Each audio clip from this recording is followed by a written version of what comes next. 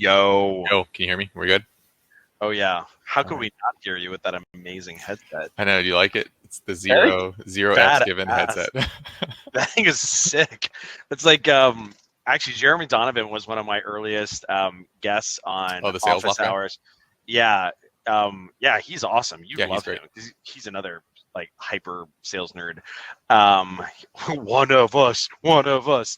And he actually did like some sort of like teardown or whatever on a bunch of like different headsets because like I have a traditional sales dude headset on right now, like the Jabra whatever thing. Yeah, it looks like And that.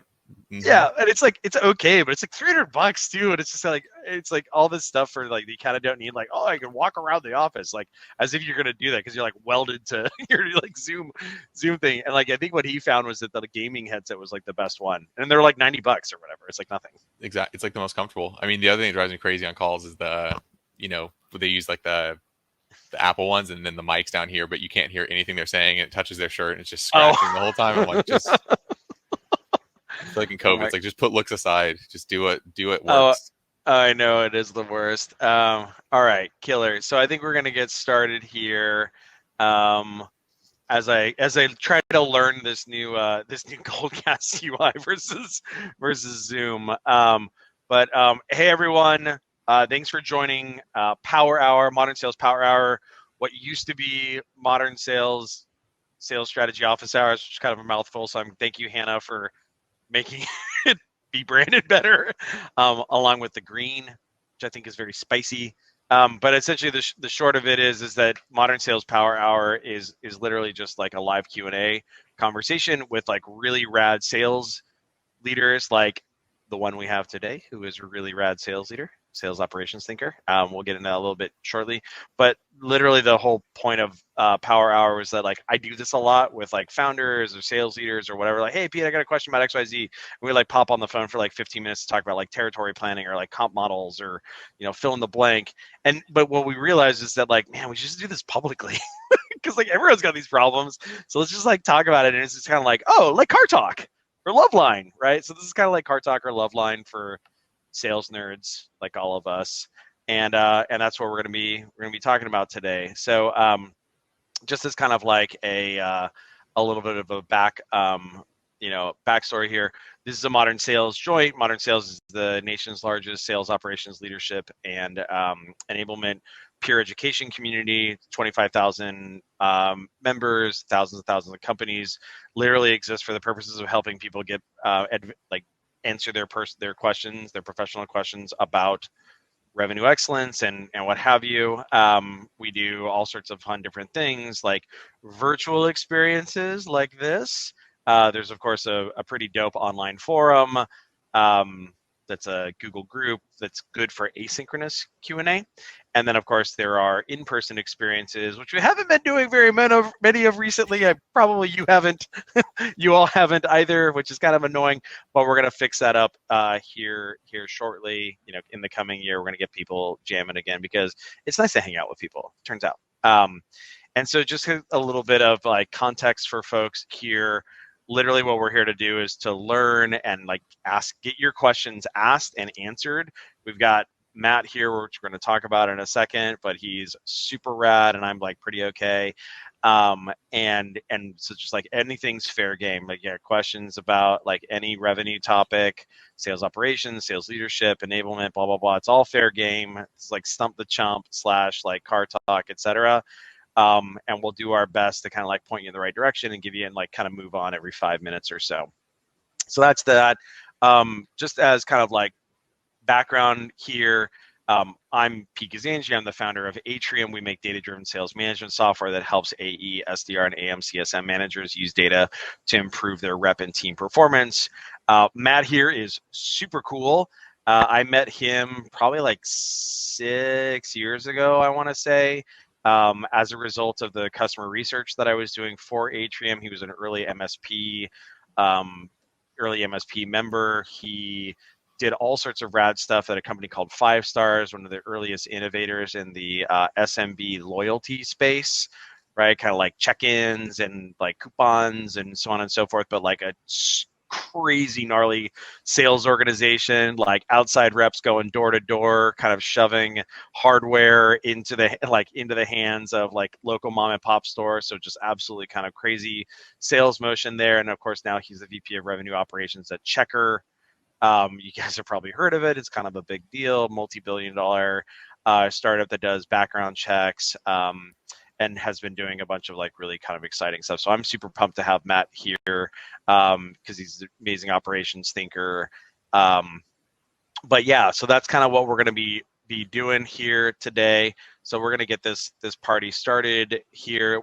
Go ahead, and what you can do is you can ask your questions in the Q&A, and what we're going to do is if you have a question, we can bring you up on stage to answer or to ask that.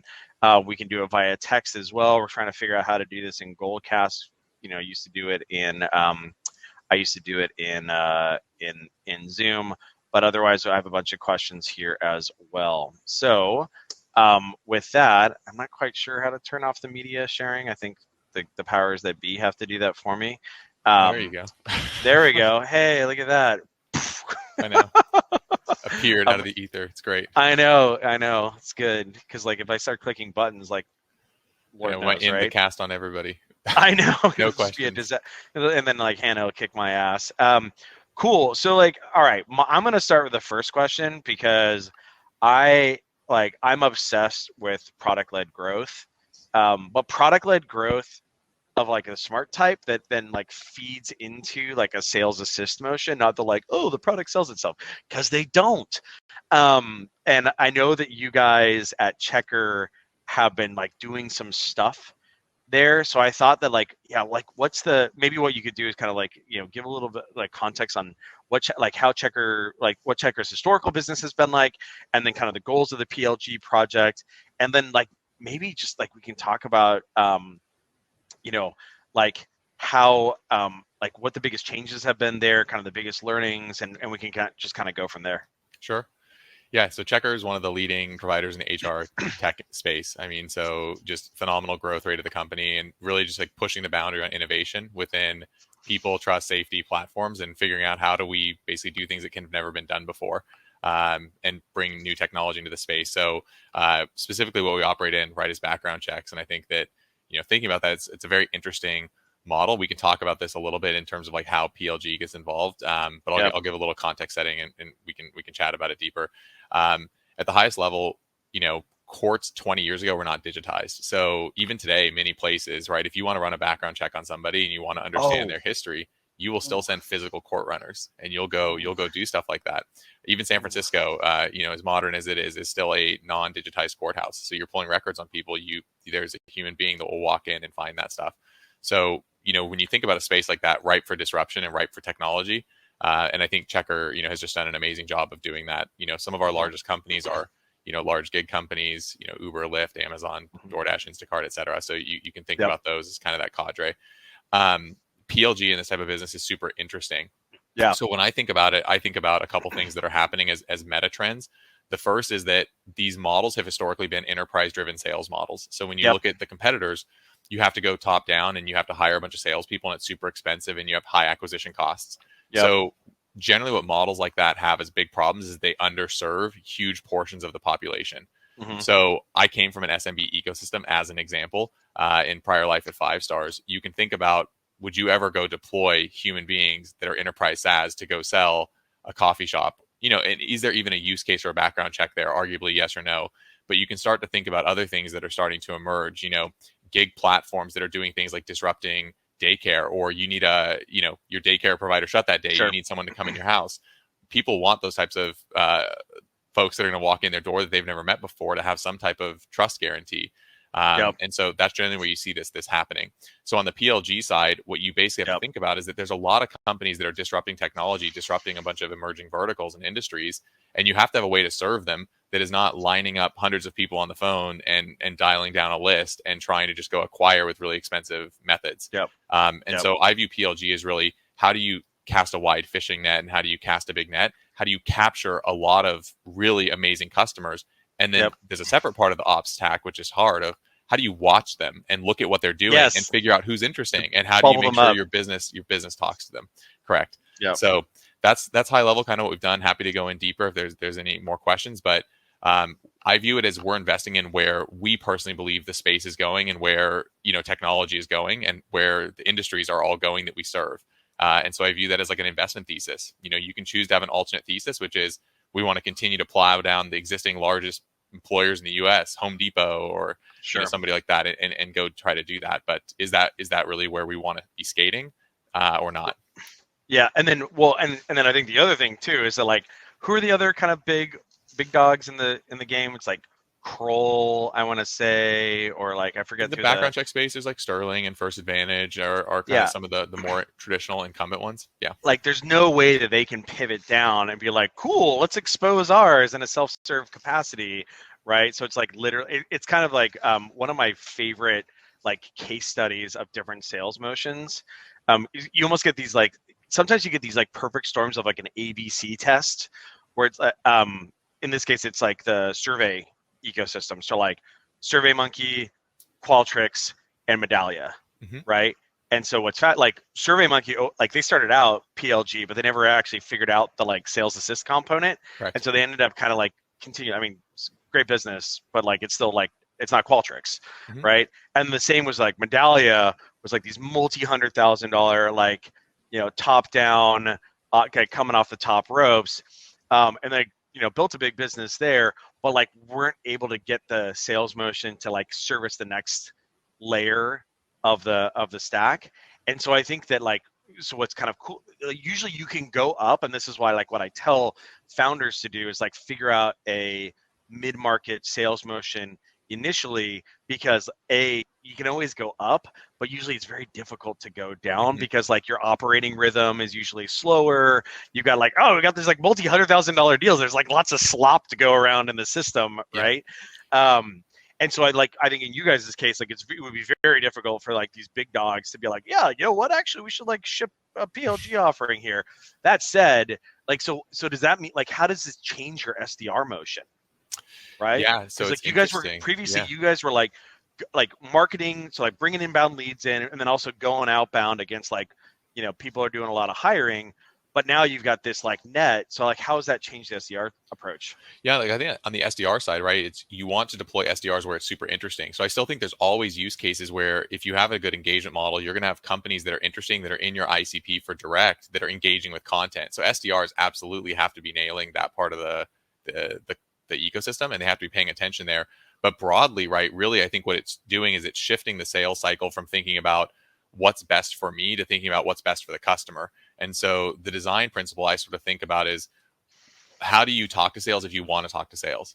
How do you talk to sales if you have questions or you want to understand discounting or you have special use cases and you want to really talk to an expert? Because even with products like ours, where there's compliance and other things, folks have questions. And so I think about leveraging that as what is the best way for somebody that needs to talk to somebody in sales to talk to sales. And then if you are an educated buyer, you know what you're trying to do. Why have to talk to someone if you don't want to? You know, if you want to zip the whole way through the system, or if you just want to try our technology out and give it a run and do a side-by-side comparison, I think it's about lowering the friction and lowering the barrier to be able to get started. And to your point, if you have focus as a company and you're really paying attention to the people that are coming through those channels and those motions, and you're taking good care of them, there's a really attractive farm model that exists there. But that's the nature of the BDRs, right? Is like, it's very different. They're more educated. Farm model for the BDRs, or like farming BDRs, or farming the self-serve customers? The latter. But I think even within BDRs, right, they have to become much more sales competent, right? Because you might have one call with somebody that wants to have very specific questions, and the first person answering the phone needs to be able to have educated conversations. It's not an appointment setting hook only. No, it's totally not. And then like, so what's fascinating about this is that all of this has already been done before, just in the developer space. And so like one of my favorite like sales excellence thinkers, aside from you, Matt, is this gentleman named David Skock, who's awesome. And so David, I just dropped one of his articles. So he's a investor at Matrix, and so he like did a bunch of open source investing, whatever. And so this is a case study I just dropped into the chat here on how JBoss went about this. And so essentially you had these, like if you think about open source back in the day, like it's the first PLG, right? Where essentially you have this, but the good news is that you've got these nerds, and I say this in the best way possible because we're all nerds here, who can download some binary, right? Like, oh yeah, I'm going to install JBoss on my servers or whatever, which of course like a business user could never do. Yeah. But like, so the product was the content, right? It's content marketing or like, you know, the initial lead. And then, but then you had to figure out a way of monetizing it. And so what JBoss innovated was they figured out like, hey, you know what? They actually charged for the docs previously, like documentation. And then what they did was they then lead gated it. And so that was a mechanism by which somebody could like raise a hand and be like, hey, I need some more help on this. I'm going to lead gate this. And then you had a situation where they could like upsell you with services. I think that's what JBoss's upsell was.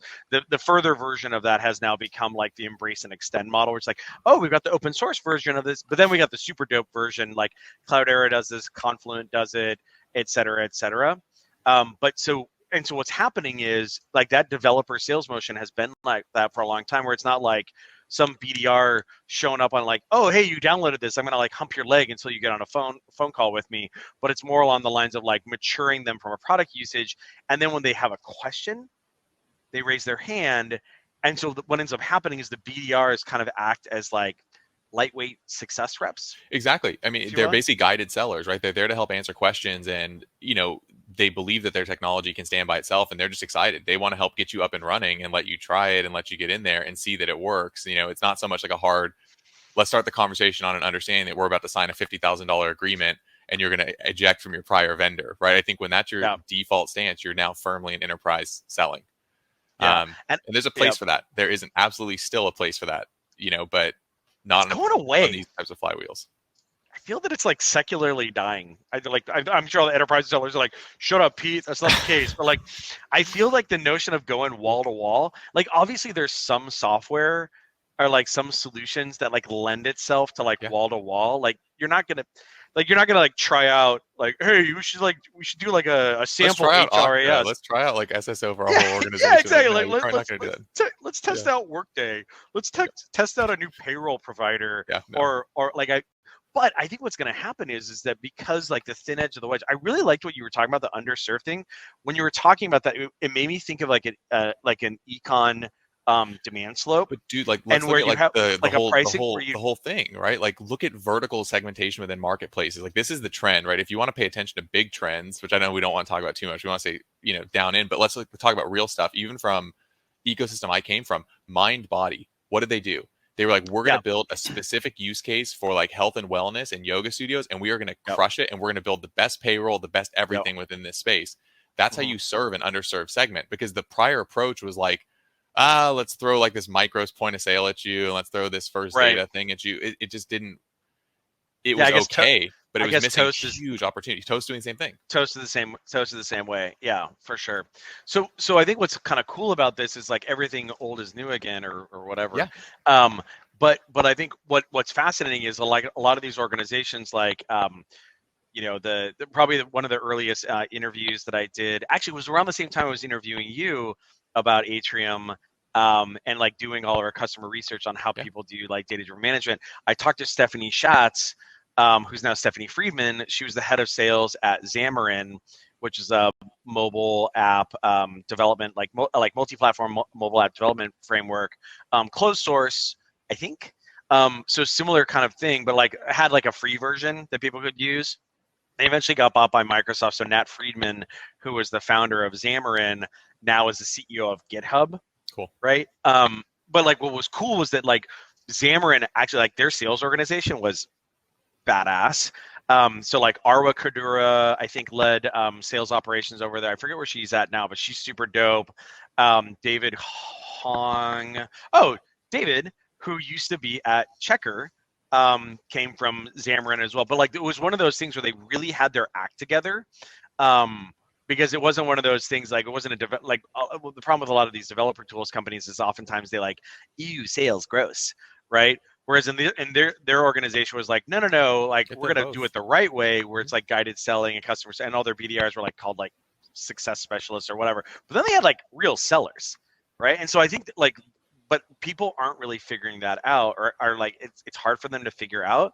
And like the best examples of this is where you have like companies who really kind of like shat the bed with respect to that. Like Dropbox is probably the best example, right? It's like one of the things that I like to say is like don't mistake your lead gen as your business. Mm-hmm. So what's rad about you guys is like you had a business, and it was like, and it had a bunch of sellers. Still doing well. Yeah. I know. Yeah. You had this thing that was like working. You're like, you know what though? We're gonna add this rad like lead gen, like, you know, wedge, front of the wedge. So like, how has that modified how those BDRs are now working?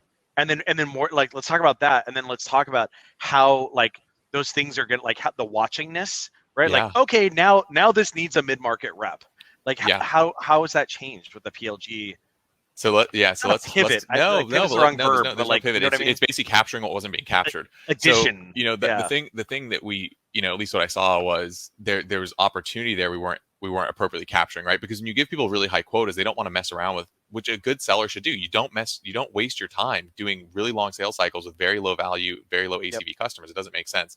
So I think on the BDR side, the very specific things that have changed that are super nuanced and interesting, way harder to qualify, right? So let's talk about like enterprise, super simple for qualification things. Throw out Gmails, throw out Yahoos, throw out those types of, now you have a ton of viable, legitimate businesses that have these types of email addresses.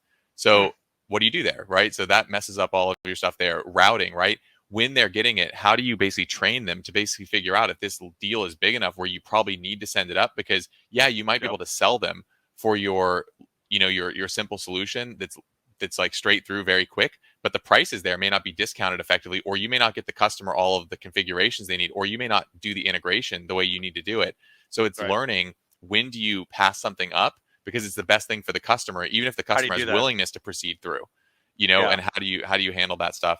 But that's like an insane decision tree for like a 24-year-old to navigate. Yeah.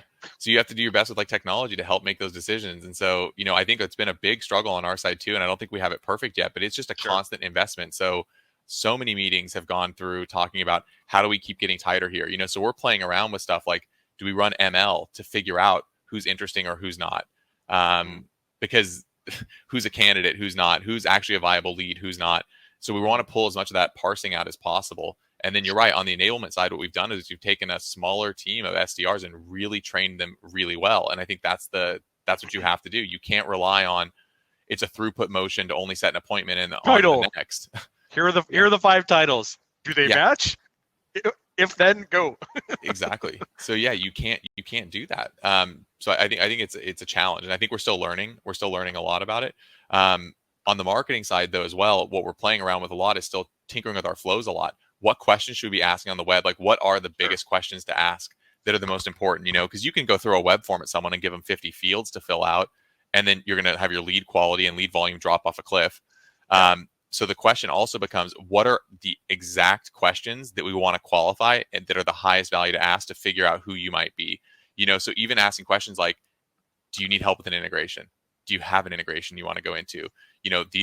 Those are questions that almost guarantee that you're going to need a higher, a more sophisticated conversation. Highly correlated to like A, probably need an AE, and then B, like if you need integrations, like probably have an existing. It's essentially like it's a technographic question. It is technographic, yeah. Yeah, but like but like indicative of like a mature ass business. It's like, oh yeah, I need to talk about the integration with iSIMs, and you're like, okay, cool. That's not a small, like only big kid companies like use iSIMs. Yeah, right. Or you're going to build a custom integration. I mean, I think that's one of the unique things, at least in our space. I think the concept applies to people outside of even our space. Some customers, like businesses like ours, monetize off of the number of employees you're hiring or the size of your ecosystem. You can have companies that are 10 HQ'd employees that are hiring thousands and thousands and thousands of people because they own a gig network, right? So think about marketplaces, right? Let's imagine the people that are running like the lawn care places, right? The headquarters there might be 50 people, 30 people. And but if you DQ them, like that was dumb. Yeah, because they're probably hiring tens of thousands of, contracted, lawn care professionals that are doing stuff. and Yeah. that's the size of the opportunity. So you have to throw out kind of the legacy model that you might just inherit of, oh, the size of the employee, the size of the employer and this industry is always going to be this. Like, that's the short version. Is it's never always, and it's never never. It's you have a lot more complexity in there. And then how do you so aside from the BDR being able, like, let's assume that you solve the problem of like, perfect BDR decision tree compliance and Yeah. blah blah blah blah blah, and you guys magically solve the like, what are the high order 3 bits or whatever that you ask or whatever. What about on the flip side about, like, because we work with at Atrium, we're blessed to work with a bunch of like really cool PLG companies who've always been PLG, as opposed to like PLG like entrants like you guys, like Figma, and I'm trying to think of the other ones that are like Malwarebytes, etc. Well, like what ends up happening is they have to like bird dog the usage in the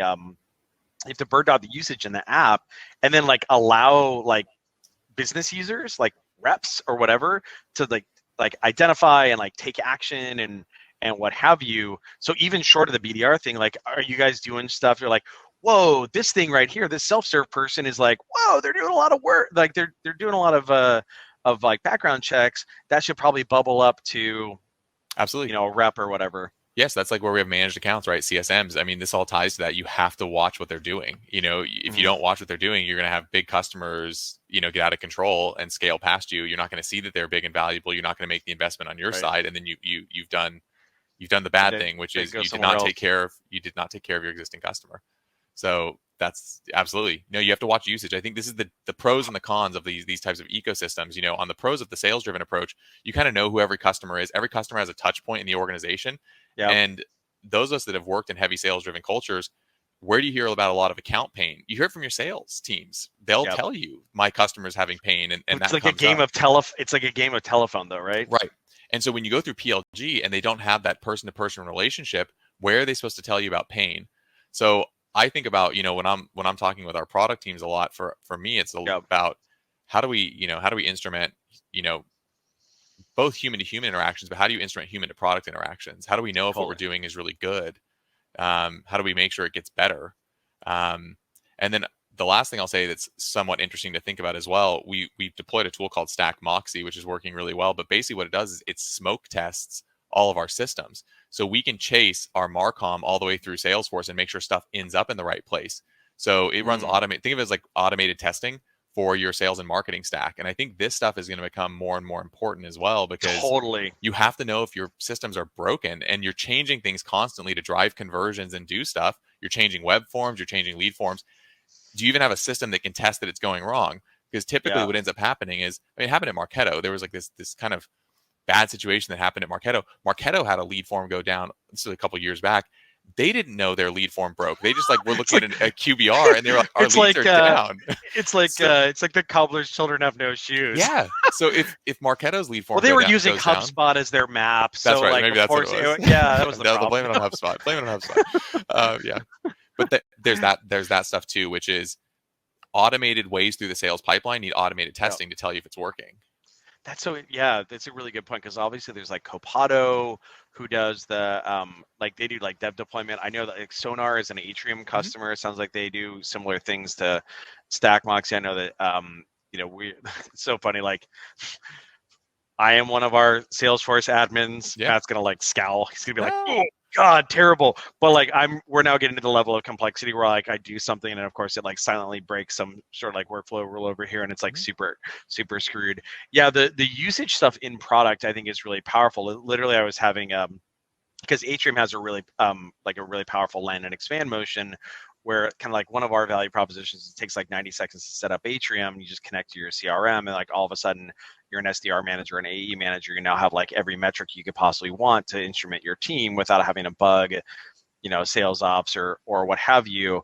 So what ends up being really important though is that we need to see when there's like new sales managers that show up in an organization, or people who are like who newly sign up from Atrium, because like people will like broadcast dashboards and alerts and whatever through Slack and email. And so the way that we do that is we use a tool called Census that allows us to so like we use Segment to send the data from Atrium's app over to Redshift. Cool. And then we use Census to do a bunch of like fun stuff to send stuff over to Salesforce. Like we insert contact objects from kind of like new users that have like different state, and then we also put like usage data onto those contact objects as well. And then what's kind of cool is like once you get those contact objects into Salesforce and then the usage associated them in there, well, like now we're all good Salesforce reporters and like good Salesforce like workflow people. Like we can do alerts and reports and all sorts of fun stuff on that, like using like putting the business logic in Salesforce without having to like bug engineering or like fiddle around with like Looker or Tableau or whatever, where like you can't take action Correct. on any of the insights. So that's kind of the way that we do that. The thing I wanted to maybe change gears and talk about a little bit that I'm like super fascinated by at Checkr is I know at Atrium we have a bunch of customers that do like usage based pricing. Yeah. So like you guys are an example, Clearbit's an example, et cetera, et cetera. Like usage based is another really to our point about like thin edge of the wedge, right? And I guess it's like those two things, right? Like almost like usage based plus a PLG thing is like chocolate and peanut butter that makes it really easy for you to get in there. But then it creates this like a bunch of brain damage around like rep compensation, because like when they sell an account, you don't know how big it's going to be, right? And then like the thing you were just saying about earlier, like, oh, that's like a small shitty thing, I'm not going to pay attention to it without thinking about the potential upside. So like, how do you guys, like, let's just talk about like comp, like how do you guys deal with that like usage based with respect to like compensating these sellers when they're selling deals that you might not know how much usage there's going to be? Yeah, this is a good question. So it's fun. I mean, It's super hot topic. I mean, I think we've done. I mean, this caused a lot of trauma early on. I think with V1 of the sales team, I think the sales team has like trusted me now because I think it's worked out, which was good. And I think that I had to ask them to kind of trust me a little bit here. It's hard. So all that to say, I've talked with folks at Plaid, at Twilio. I even had Noah Barr reach out. He used to be at Treasure Data. Yeah, so he was even like, dude, literally a week ago, I need to write him back. He was like, let's get drinks. I'm struggling with this like transactional comp stuff. It's just challenging. TrueAccord. Does TrueAccord? He's over at TrueAccord. Yeah. Do they have their usage basis? There must digital be debt collection. There must be something. Yeah, he had just reached out. So basically what we've done to solve, and I'll tell you what the solve is. The solve is I moved them to a residual model. Perfect. And it's a short-term residual model. However, but with like a cap or like a time lease or whatever. It's a time lease. It's a time lease on it, so it decays. And so ultimately, I guess this is the way I was thinking about it, and I'll talk about why. For me, it's about how do I make sure that if an AE hits the quota they're supposed to hit, they're going to get paid what they're supposed to get. And so here's one of the really hard things about transactional models that I think everyone struggled with, Twilio, Plaid, et cetera, even us. When you sell a deal, you don't have a contractual written agreement that it's going to be that amount. Sometimes you do, and you can capture elements of it. And where you like target, like, oh yeah, we're going to do 100K of SMSs. Yeah. I mean, but if I don't, I'm not going to pay you. For sure. And like, let's take Checkr as a great example, right? What do you think customers are telling us middle of last year, late last year, coming out of COVID? And we're like, how many people are you going to hire in the next year? Because that's how much you're going to pay us. I don't know. Let me talk to Uncle Joe. Let's call Uncle Joe Biden and figure out what's going on. Like, I don't know. I was going to say, like, I don't know. Do I look like an epidemiologist? Yeah, like, I'm a director of HR. Let's get him on here and ask. So that's difficult. But I'm going to ignore that because I think there is noise there from that. But let's just focus on like kind of the methodology I went through. Ultimately, what I was thinking about is how long is the time window to pay you? And the reason why that matters is that the shorter the time window is, the higher the percent you're going to pay out. So let's imagine just two different worlds. One model, I'm going to pay you, I'll just pick a random number, so easy math. I'm going to pay you 10% forever. 10% of that contract forever. As long as you're a rep here, you get 10%, right? In the short term, it might not pay that much, but over 5-10 year time horizon, you might pay a lot. Alternative model is I'm going to pay you 50% of that contract, whatever they do, but I'm going to pay you only for 12 months and then never again. And I think that's the first thing that you have to evaluate for your company is what is the time period you're willing to do it if you're going to go residual? Because the shorter it is, the more you can pay, and the more it incentivizes the things I thought I wanted to incentivize. So my first part was I pulled the line in towards shorter as opposed to like an evergreen. And the reason for that was to encourage ramp, to make sure we signed contracts at the right time, and to make sure that the AEs were on the hook to also think about getting it moving. And also, like, I didn't want to pre-sign things that we're going to implement in 9 months. It's like, we can do that, but that's risk, right? To pre-sign a contract that far out. Buyers change, Yep. executive buyers leave, that stuff happens. So that's Yep. the first mechanical hurdle to get through.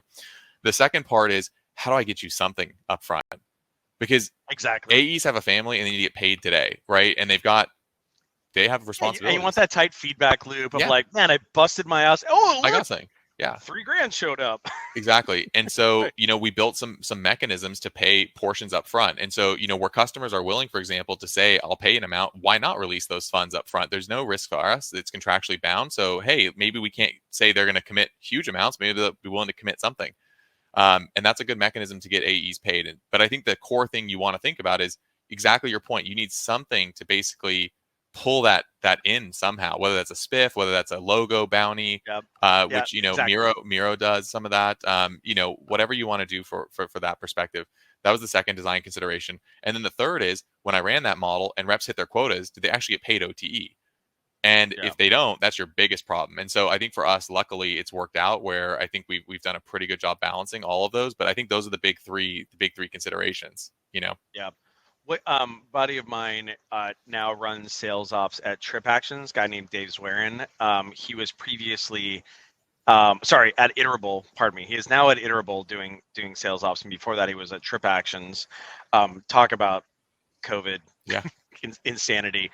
But Trip Actions is a great example of this, where it's like usage based, and it just kind of goes to show you like how easy it is to kind of like slide in, because it was one of those things where like, hey, yeah, like have us manage this thing. Like Brex is similar, of course. Mm-hmm. Have us like manage your travel, and like we just make a rake off of all your travel spend.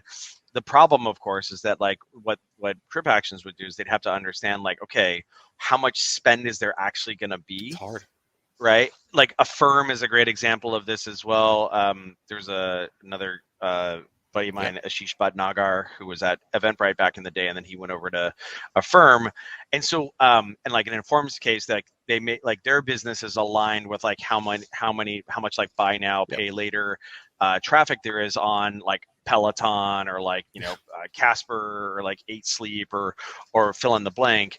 And so one of the ways that these guys would skin that cat is they would go and they would, to your point about like having some sort of like logo spiff or proxy, they would go back on a trailing 6-month basis or a trailing 9-month, and they would see like how much like value would come out of your average customer, and they would tier them.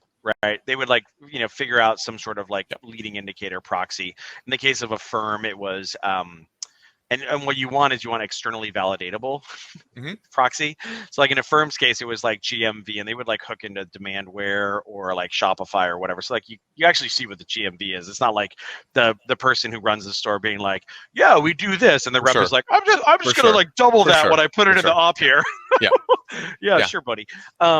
But and I think that was actually one of Trip Actions challenges, is that they would like they had this concept of like travel business under travel budget under management, which is like kind of hard to like externally validate. Anyway, but that's a different problem. But what they would do is they would say, hey, like it turns out, you know, your prototypical customer will end up doing this. Right. And then what they would do is they would just say like, great, you know, this segment of customer is worth this segment of customers from a bookings and thus comp standpoint, this segment of customers worth this segment of customers worth this, and like some of those customers are going to suck and they're going to underperform, and like, you know, like the business is going to take it on the chin, and then some of them are going to go crazy and like be out of band. And then what they would do is they would just like go back on that every 6 months and just like reband it. And like figure out what those ratios are, because that, to your point, like the AE needs to be able to understand what I'm going to get paid for this op right here, just so they can prioritize their pipe. Right? Absolutely. Yeah, because it's hard. If not, you're going to work on the wrong stuff. And then at the global level, like I actually am really proud of what our teams have done to get tight here. So I can kind of walk through that model if anyone's kind of curious.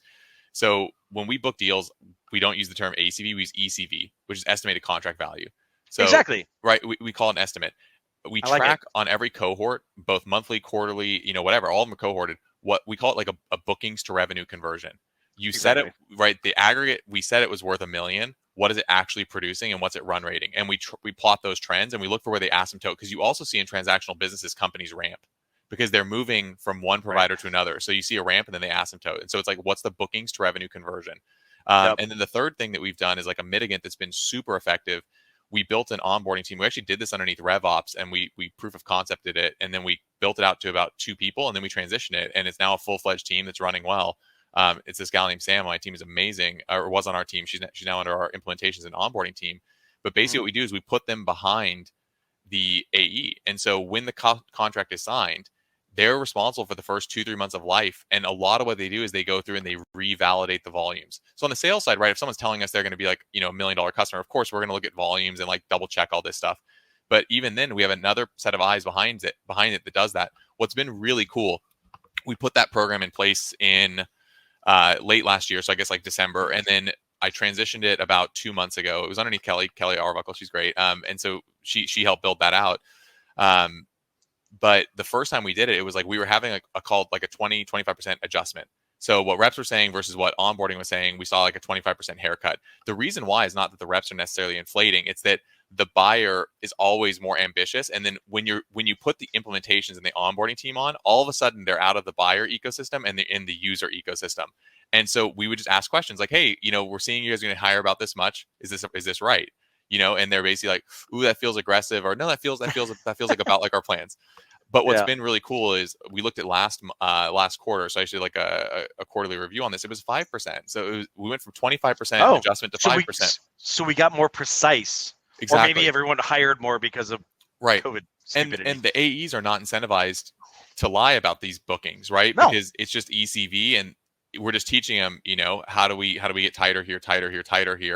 And I think that's just been really helpful, and it's good. And so, but I like it at least from a RevOps perspective, because all of a sudden I now have a new good baseline that is like, okay, how much do I think I should haircut? If I trust Sam and that team, which I do, I know that there's now not only my eyes and the sales management eyes on the deal up front, but we have a second set of eyes with the person that's actually going to use the software saying the number's the same. And then ultimately what this manifests into is the financial metrics, which we talked about, which is like, what is your bookings to revenue conversion on a basis? And that's really the name of the game here, right? It's like, how do you predict revenue? Because if you mispredict revenue, you either overhire or underhire in the next year. And that's what hurts you at a company level. So you're dead on. Like, I think the methodologies are there. And if you think of all this stuff, all of it makes total sense. It's not that, I'm not saying it's easy, but it makes total sense. I think the big thing, you know, in the ops ecosystem and everything, you have to just go do it. You have to do it. And the act of doing something, and you know, I've talked about this a lot over the years, the act of doing something is the hard thing.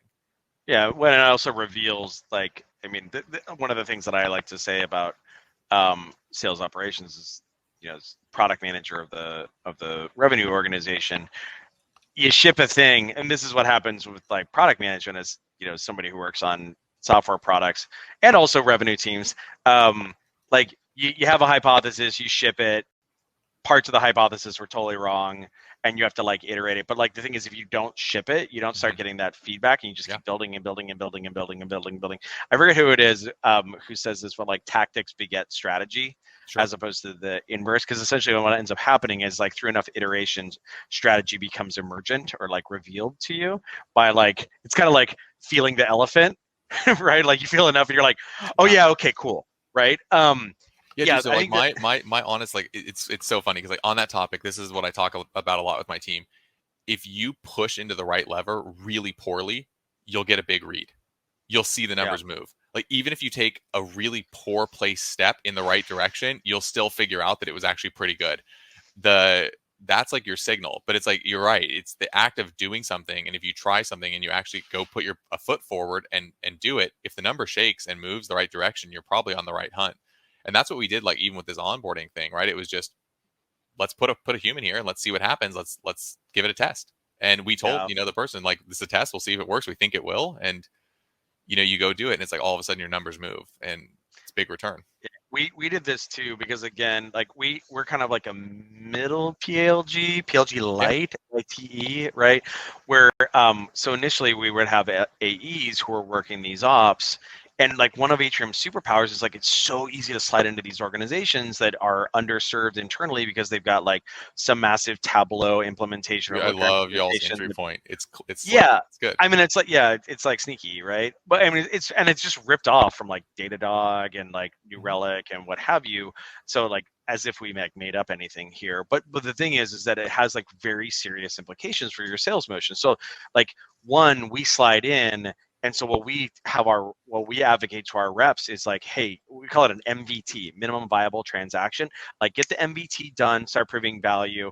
It's the sales assist version of like the self-serve. We're not fully self-serve yet, but you then do that. But then the problem is that you then have to have a quarterback keeper situation, and so you just have to have like way tighter alignment from AE like AECS standpoint. Like this is where we're a little bit different than you guys. In you guys' case, it's just like more and more background checks, right? In our case, it's like different teams, like more sales managers. There are more some of the hooks that are the same, right? Like I think the thing y'all know is who are your power users, and if that person leaves the org, you better find a new freaking power user, right? It's like those are y'all's important, which I think is maybe you were talking about Sense and some of those other. Yeah, we use Census for that from a customer success standpoint. Like, okay, total sense. Because we have like a Booty implementation of like Gainsight / Catalyst implemented in Salesforce that the CS team are bird dogging, but then there's also like the next play. So we call it the next commercial action on our team. That's like an internal term that we use. It's like, hey, what's the next commercial action in this account? And how do you all score like people that are coming in? Like when people are signing up with Atrium, right? And they're like, you're getting all these different. Cause I'm sure you get the same weird stuff, like a Gmail account here. Like how do you enrich that audience? Like how do you know who's even tinkering? We don't have we're not pure PLG yet, right? So like everybody who comes in is like treated like a big kid lead, and for the most part they are, because someone's signing in with their essentially they're signing in with their Gmail or Office 365, and then they're connecting Salesforce. So it's like, oh, okay, cool. There's like if you have a Salesforce instance, you're probably that's a good leading hypothesis. If you have Salesforce, you probably have some money. but the funny thing is sometimes we see like someone will like sign in and it's like, oh, 5 Salesforce seats, and we're like, okay. Like SDR will still reach out because they might be like, oh yeah, we just raised like $50 million and we're ramping wildly or whatever, and like, yeah, everybody else is on HubSpot, but we're moving everyone, blah blah blah. But it's so like everything is sales assist, so it's like Datadog in that regard. I have huge love for the Datadog sales organization. So like Michelle Pietsch, who's now at I forget what her maiden name is. She's now at Dooley, but she was at Drift previously, but she was like super OG at Datadog. And like, Tony Granados, who's over at Airtable right now, leading enablement there. But they had this like, my Diva light went off. They have this like big kid sales assist motion where like it wasn't self-serve, right? Like everybody went into a sales assist motion. And so like we kind of do that, and then we get the initial transaction, but then what we have to do is have to think about the next commercial action. And so what we had was we had a little bit of a misalignment problem where like CS was kind of working on those expansions, but not really. And so because like they just weren't enabled for it, like they're focused on usage and success and kind of making sure the plays are being sufficiently deployed and like there's enough embedding going on, et cetera. And so when we change that, we actually have done it twice now. Once we like had the expansion, we had AE start keeping expansions so they could have expansion ops, like lightweight account planning type of things. Yeah, exactly. But at least they just had like, I mean, even as basic as like, dude, instantiate an expansion op, and now it's being reviewed in pipe review. Okay, fair enough. Yeah, just like show us that you're talking to the people, right? And like we're talking about something that's about expanding usage here or something. Yeah, yeah, exactly. Because that's what building the DNA. It's building the DNA in, right? Yeah, precisely. And so what we did with the AEs, because like one of the things I like to say about CRMs is like a CRM can be a to-do list, it can be a report card, it can be a crystal ball. And so like a to-do list is like, hey, here's my ops, here's my list that I'm going to be held accountable to. Am I engaging with them, et cetera, et cetera. So that was the first thing. And then all of a sudden we just started having all this expansion revenue, shocking. And then the second thing is that we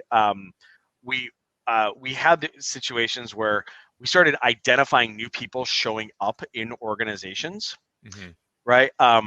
What we should have done is used our Salesforce connection in order to do that. The problem is there's a lot of like noise when people light up new Salesforce users.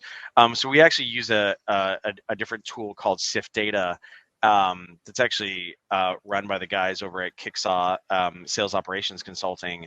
And what it does is it just identifies new titles that are showing up in your account, and that's literally the meeting that I had like right before this. Was we just go on there and be like, oh, here's a new director of director of mid-market sales showed up at blah blah blah blah. Oh, okay, well they're not licensed. Okay, cool, go honey badger them, right? And by honey badger I mean introduce them to the fact that Atrium was deployed to their organization and get their perspective on how they'd like to be a help them build a data-driven. dashboard for the things they want to look at, right? Like especially at those layers, like they're probably hired to run a playbook and run a specific set of things, right? Exactly. And so that was like our second. Yeah, you can kind of see that like we're kind of like tiptoeing. We're not like cannonballing into that's everybody, right? I think the point that's important is like, are you moving the direction, right? I think that's the big thing to take away, right? Because a lot of orgs just don't move a direction. Yeah, you just like steady state it, and I think the problem is if you do that, that's where you kind of see like the medallions of the world. We're just like, and I think this is where you can get a little bit of tension going with like investors, because the investors are like, hey, look, this isn't like, does this model work? Okay, cool. Like, could we improve it? Yeah, that's fine, but you know what? How about we just scale up this like kind of inefficient model right now and like take this bad boy public, right? And then the response to that, unfortunately, is like you can end up like in a medallion situation where like you go public and then you get like you go private again or whatever. Yeah, versus like actually saying like what is the true way? But I think the interesting thing there is that you got to have real intestinal fortitude to do what you guys are doing, where it's like, hey, we have their existing way of doing this, and then we're going to add this futuristic version that, or like we see the physics of the market are going in this direction, and then we have the fortitude. And actually, this is a really interesting question. How did you guys have the intestinal fortitude to do that at Checkr? Because like it's a bunch of product resources. It's a lot, right? I think a lot of it is when you show that you can accomplish really strong growth numbers with just investments in efficiency and investments in doing things better, it changes the nature of the game. I mean, so I think a lot of the fortitude came from like it's piloting and testing it and then seeing what happens. How did you guys MVP it? I mean, the core MVP was basically I pushed really hard personally to get it funded as a company goal to say let's go invest in this and see if we can do this. And so we built a SWAT team that was cross-functional SWAT team that was like design, UX, UI. I exec championed that thing, and then we pushed it through. And then we were like, let's see what happens. We turned that first version on really in like May, and we were like, this is great, and ultimately we're looking at, did it cannibalize? Did it not? Did it hurt us? And it's like, no, it's a much better model.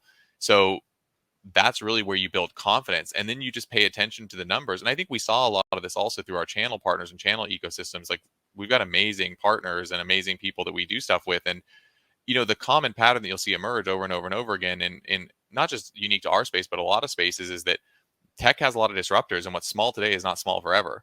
And I think a lot of companies want to wait until somebody is big to be interested in them. And I just like at a point of principle, I don't think that makes sense. And I think a lot of DNA was put into my head from coming from Fivestars, where like saw a lot of really very amazing companies start very small and get very big. Not necessarily even just within the SMB ecosystem. I mean, these are like core technologies we deployed early on that were just small and then, had mass acceleration. So I think the fortitude has to come from like, it's like just disrupt yourself. Mm-hmm. Yeah, you have to have just a belief, right, that the market dynamics are going to change. And I think that,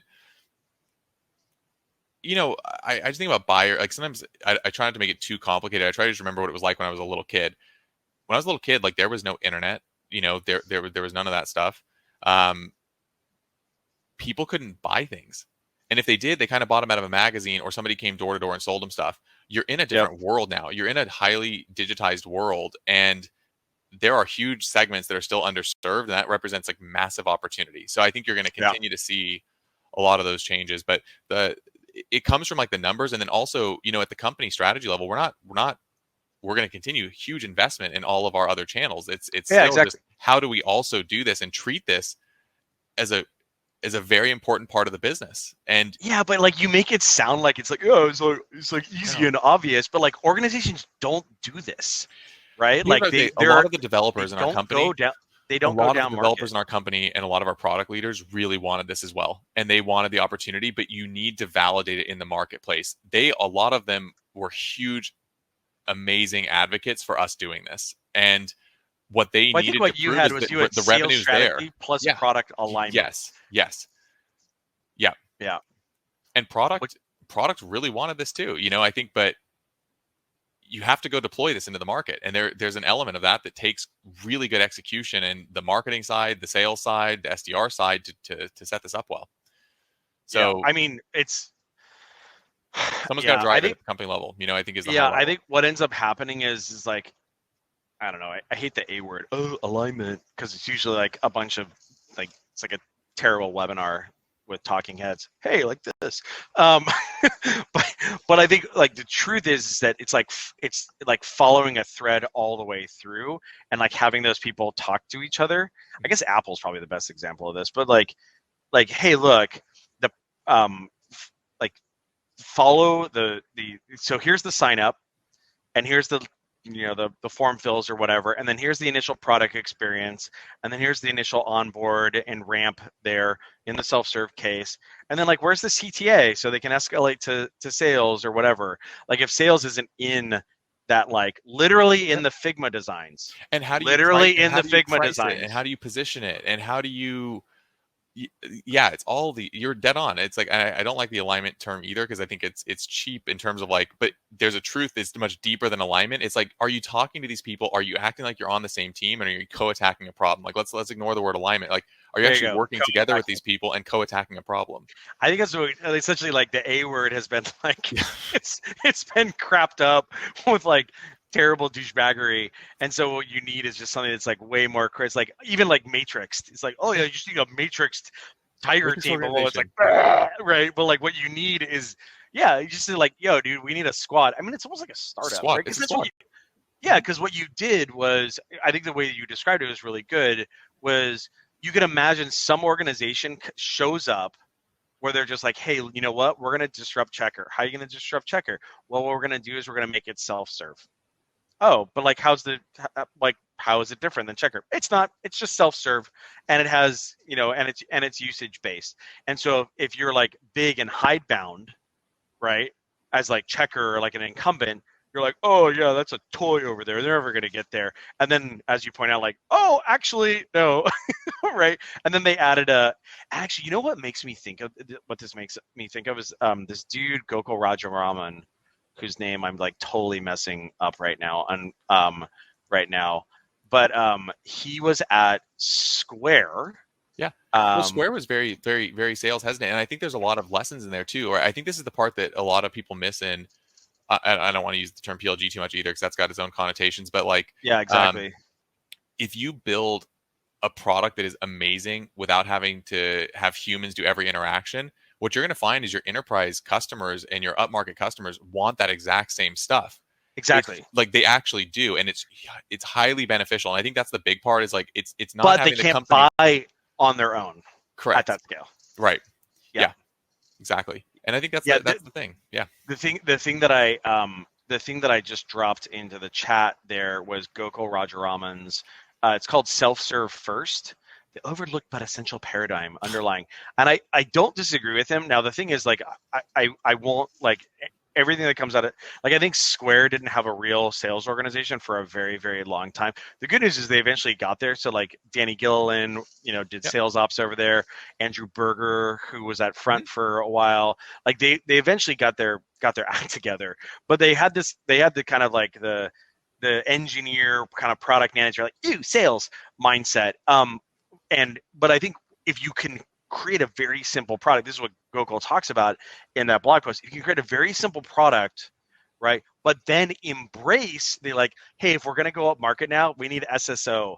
Oh, and also we need all that like internal like analytics stuff to help the sales team or whatever, or we need XYZ versus like, no, we just need to add more features. And this is where kind of like Dropbox got lost, right? It was just like keep like focusing so heavily on all of that stuff. And I think I chatted a second one in there too. Is an article that I wrote for my buddy Lenny Rachitsky's newsletter on like layering a sales organization onto a bottoms up. Yeah. If you can have that self-serve product, it's a superpower. You just can't tell yourself a narrative that like 1,000 person or a 10,000 person or a 50,000 person organization is going to buy it at scale from you.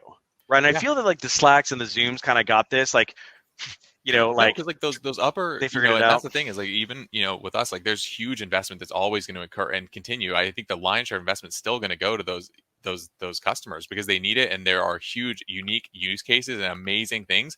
And what you build with them is ultimately the next gen stuff, right? That's the cool part Yeah. that happens when you work with these large enterprises that they have. If you're working with the right set of enterprise customers, which I think we are, there's they're looking at the future too, and they're thinking about what's They coming push as on you. well. Yeah, and that Yeah. there's like really good that come from both. And I think the part Yeah. is like, yeah, how do you do them both? But Yeah, I think like my buddy Brett Burson over at First Round Capital had this really good point, where it's like, hey, like everybody talks about Slack and Zoom and whatever, like, oh, self-serve motions, whatever. But then if you look at the like power law of their revenue yeah, or whatever, I think it's like their it's top like 100 95.5. customers. Yeah, like their top 100 customers are like, I don't know, it's maybe not that much, Yeah, but like top 200 customers or whatever, are like 80% or like 60% of their revenue or something like that, that's and it's even just like, more. Like, yeah, but it's kind of like cool. Yeah, you know what? They self-served up to like 50,000 users. Not right. Like, of course not. And I think the second gen of this, like the Zooms and the Slacks of the world, for a hot second there, like Stuart Butterfield was talking about like, oh, we're never gonna have a sales organization. I think then it's like investors put him in a headlock. We're like giving him noogies. Like, no, no, no, no, no, no, no, no, no. We're not gonna go the way of Dropbox here. for sure. Oh, we had one Cool. question that came in from Oh, Joe. You want to answer it oh, real quick, and yeah, then we we can break. should. I know, right? The transactions you mentioned, booking to revenue. What's the time frame you evaluate those? So I trend them. Ooh, So look for at me that. personally, the way I do it is I watch them over time, and so they continue to age. So you can cohort it by anything you want, but effectively what you need to do is you need to cohort it, right? So grab what you sold in the month of, let's say, January of this year, and plot basically how much revenue did it run in January, and then annualize it and plot that. Then how much did it run in February? Annualize that amount, plot that. And what you'll end up with is a curve that basically always spits out month over month your bookings to revenue conversion. You will see oscillation, right? Even in a business like ours, holidays have lower hiring curves than summer months, for example. But Sure. if you take that, just plot the month, and then every month take the revenue, multiply times 12 to annualize it, and then compare that to your original bookings amount, your ECV. That'll tell you your effective bookings to revenue every month, and then it'll create a curve. And as you get more and more data points, you'll see the curves emerge more normalized. So that's the way I would approach it. So Joe, hopefully that answers. But Pete, I don't know if you have any other thoughts, but that's how I would actually do that. No, this is all you. I haven't done All this. good. I haven't had to do this yet because I don't have a for realsies PLG motion yet. Maybe someday. Maybe someday. Actually, I was emailing with Kelly the other day, and she was she was like, yeah, I'm like full bore on that right now, and I'm like, oh, that's rad. Like, let me come out to the to the beach and buy you coffee and get educated. Cool. Well, we're actually out of time. I think we covered like 3 questions because I'm a terrible moderator. And generally what we try to do is like move on every like 5 or 6 minutes, but we didn't have that many questions. I think this is a good It's like a good catch up though. Anyway, I feel like you and I haven't had a good chat in a while, so it's a dual purpose. Yeah. Super fantastic. Thank you so much for all the education on the PLG stuff, the usage-based stuff. I think these are 2 really hot topics that a lot of organizations really give a shit about, and so hopefully people can listen to this later on and be like, ooh, and they get the benefit of Matt's brain. Sure. So Matt, absolutely fantastic to see you. I just clicked them all before you shut this browser down so I can get them. So thanks for doing that. Yeah, they're fantastic. I think normally what I've done historically with office hours is we try to send those links out after the fact, and then make sure that we have that people have access to that. And then I think the good news is we're doing this every Friday, which will be super fun. And then so I think next Friday, I forget who we have. We got Will Foley from Brazen. He's super rad. Coming up soon, isn't he? Yeah, Connor Fee is going to be in a couple weeks. We got Will Foley from Brazen next week. Cool. He used to run RevOps at Splash. He's super rad. And then we got Tammy Sexton, who's the VP of Enterprise Sales from LaunchDarkly the week after that. So it'll be super. It'll be like back-to-back nerds, and then we have someone who actually carries a bag after that as well. So it'll be fantastic. But Matt, super rad to see you. Likewise. Have a great weekend. Thanks. And happy Halloween, dude. Yeah, everybody else, we'll see you at Power Hour next week. Okay. Oh, nice. Later, dude. Later.